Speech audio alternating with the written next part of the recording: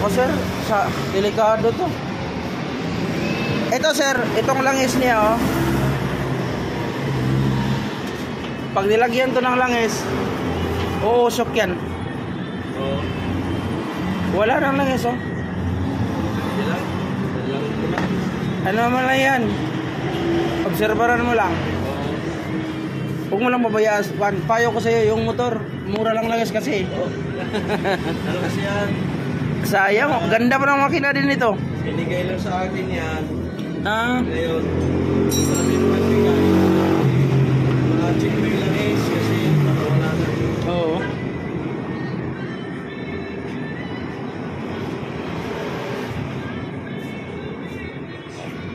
Naramdaman na pa na pang ingay. Hindi pa naman yung ano lang. Ito naman may ano. Dahil ba yung nakatakbo pa itong ganito? Matagal na hindi yan siguro na ano.